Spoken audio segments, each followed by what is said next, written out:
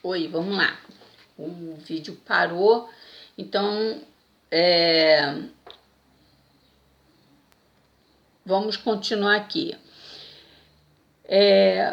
O AI era um documento que o presidente falava assim, um exemplo, a partir de hoje,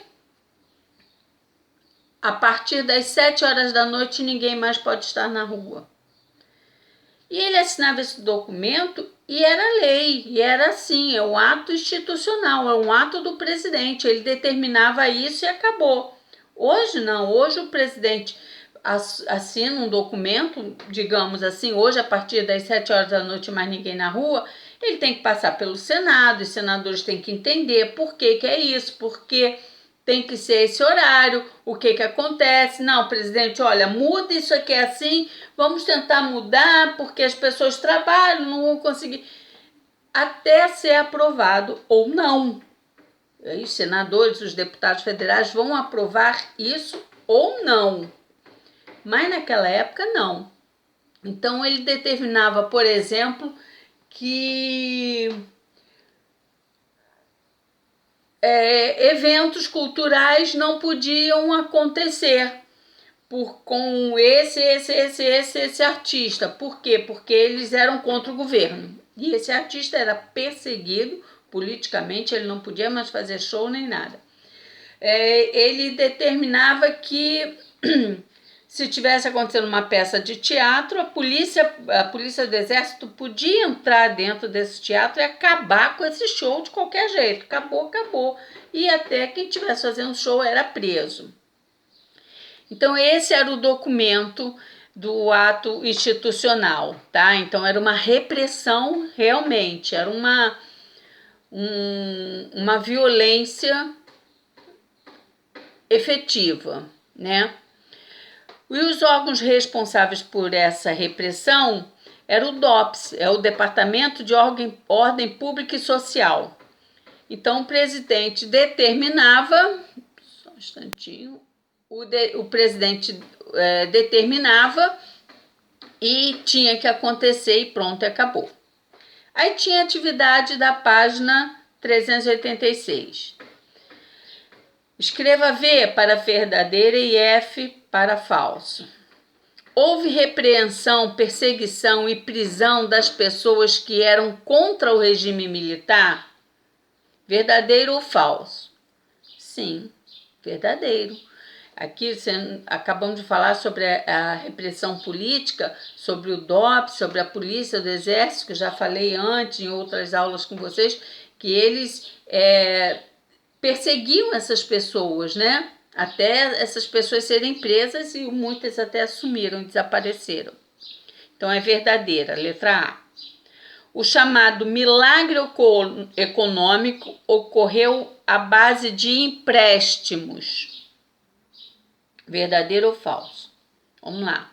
Primeiro houve um empréstimo federal, né, que o governo fez um empréstimo com os Estados Unidos, autorizando os Estados Unidos a desenvolver a economia. Foi liberado crédito para as pessoas, todo mundo podia fazer empréstimo. Então, você tem dinheiro, prova lá o quanto você ganha e você pode fazer empréstimo com juros altíssimos.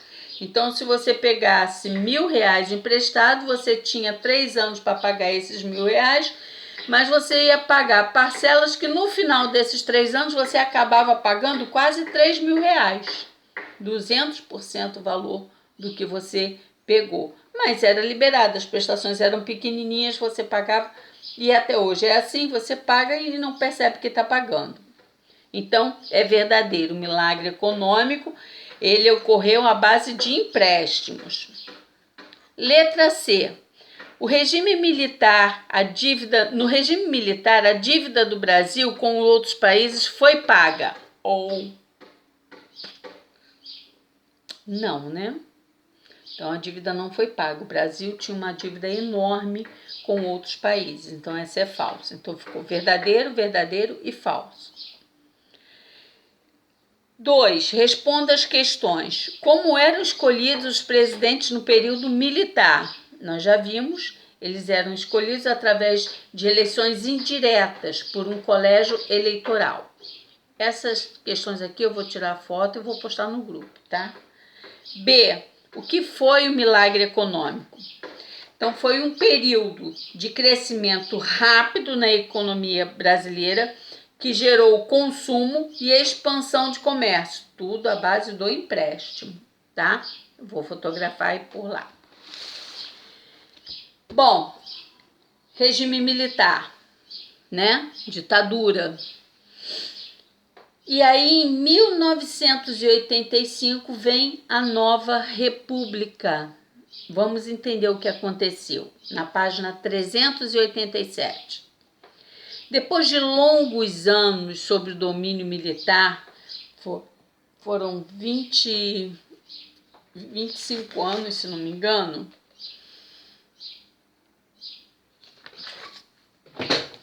a parte da população contrária à ditadura se fortaleceu.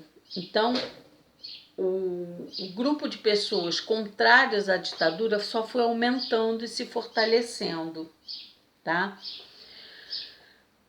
E em 1984, começaram a acontecer manifestações em todo o país em favor de eleições livres para presidente. Esse movimento ficou conhecido como Diretas Já. Então, o país inteiro, centenas de milhares de pessoas foram às ruas protestar a favor, na verdade, sobre as eleições diretas. Então, ficou conhecido no mundo inteiro, no Brasil, em 1984, o movimento Diretas Já. As pessoas pediam eleições diretas, imediatas, para presidente da República. Embora a manifestação popular não tenha sido suficiente para que a lei fosse aprovada, ela acabou impulsionando um avanço rumo à democracia. E em 15 de janeiro de 1985, numa eleição indireta, foi eleito um presidente civil, ou seja, não militar. O presidente escolhido foi Tancredo Neves. Apesar de não ter sido uma eleição direta, essa eleição indireta, com o colégio eleitorado, aconteceu elegendo um presidente depois de muitos anos que não era militar, era um civil.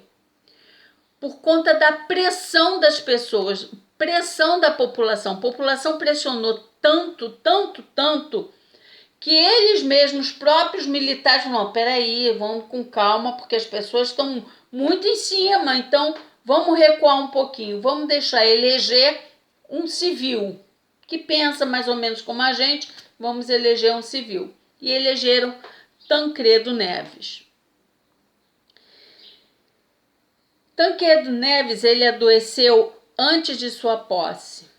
Então, nas vésperas dele tomar posse, Tancredo Neves foi hospitalizado com uma doença chamada diverticulite, que é uma doença no intestino, quando o intestino resseca, para de funcionar e aí fica no intestino as fezes secas, causando infecções sérias. E ele ficou internado muito tempo. Quem assumiu então foi José Sarney, que era o vice dele. Ele passou então, depois que Tancredo Neves morre, em 21 de abril de 1985, José Sarney, então, ele é o presidente, passa a ser o presidente do Brasil. Seguindo o ideal da democracia, uma nova Constituição foi elaborada e promulgada em 1988. O documento previa eleições diretas. Também foi determinado o fim da censura aos meios de comunicação e o povo passou a ter liberdade para se manifestar. O governo de Sarney também foi marcado pelo fracasso na tentativa de combater a inflação. A inflação, gente, eu lembro muito bem dessa época. Era assim, de manhã a gente ia comprar pão. Hoje é pão francês, aquele pão pequenininho. Então era aquele pão grande, bisnaga. Então eu ia comprar, minha mãe me dava o dinheiro. O exemplo, eu não lembro bem de valores daquela época. Então, vamos supor, minha mãe me dava R$2 para eu ir comprar 2 bisnagas. Eu ia de manhã e comprava as 2 bisnagas. À tarde, para o lanche da tarde, a minha mãe me dava R$2 para eu comprar 2 bisnagas. Eu voltava com uma. Porque as 2 bisnagas já não eram mais R$2. Eram R$2,50, R$2,40, R$2,80. Ela aumentava, sim. As coisas aumentavam do dia para a noite. Lembro que Getúlio Vargas fez com café? O feijão sumiu das prateleiras do supermercado, não se tinha feijão. Então as pessoas faziam filas nas portas dos supermercados de madrugada, a noite inteira, para poder comprar 1 quilo de feijão a um preço que dava para comprar. Então era tudo muito, muito, muito caro.